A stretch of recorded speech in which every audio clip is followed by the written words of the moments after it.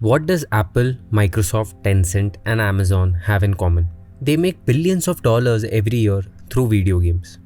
Games such as Pokemon Go have made upwards of $5 billion in their lifetime. To Tencent, which has made more than $30 billion through games just last year.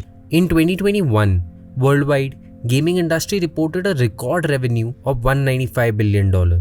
Games over the last 30 years have gone from being sold upfront through floppy disk and specialized consoles to games which are available for free and played through your smartphone.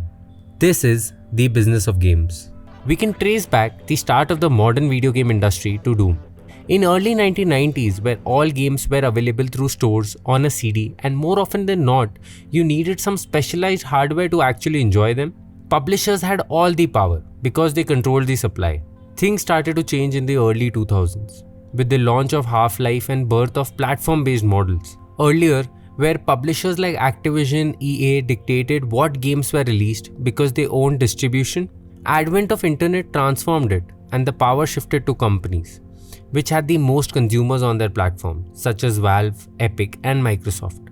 To put it more plainly, the power shifted from owning distribution, which in this case meant the bridge between game creators and consumers, to the platform which had the most users.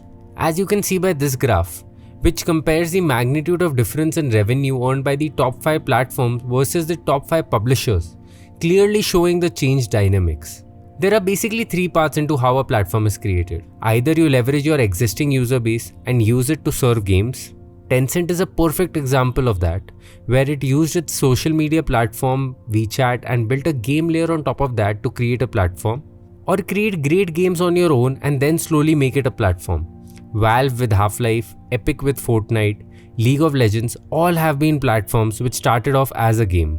The third approach is to create hardware. Microsoft and Sony have done so by building consoles. Apple and Google have done so by building smartphones and their operating systems.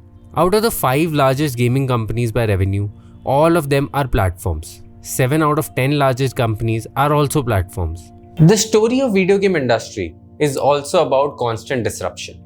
Till the early 2000s, most games earned money from a one-time purchase. But look at it now and you would see that more than 65% of all revenue comes from games which don't charge anything upfront. The big idea behind free-to-play games is instead of getting a fixed sum from all the users, no matter if they play for 10 hours or for 10,000 hours, you give your game away for free and monetize the long tail of users. Which means that everyone can play the game without spending a single dollar. And instead, the game earns money by selling you either cosmetic items, unlocking an advanced level, or boost a particular process. Examples of this are everywhere. From games like League of Legends, Fortnite, where gamers spend thousands of dollars in in-game accessories. Even though on the surface it might not make business sense. But companies have made billions doing this. Just look at this graph, where companies like Tencent have made more than $3 billion in 2022 through PUBG and Honor of Kings, to how Candy Crush has made $1 billion last year. By far, the biggest leap in advancement in the gaming industry has happened because of the smartphones. Whereas just a decade back, not more than 200 million users played video games, to now more than half of the planet playing video games.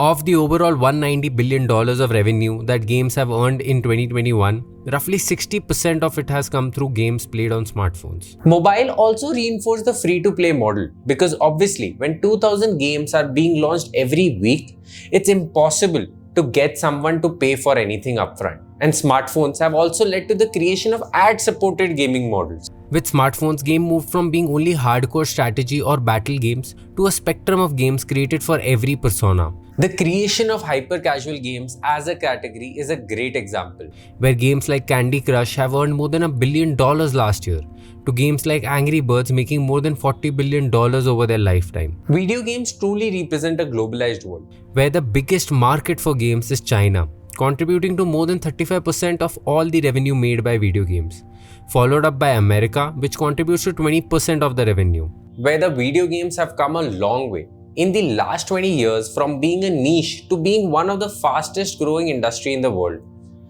And it is showing no signs of slowing down. With constant hardware improvement and new formats with virtual and augmented reality, there seems to be plenty of room for growth.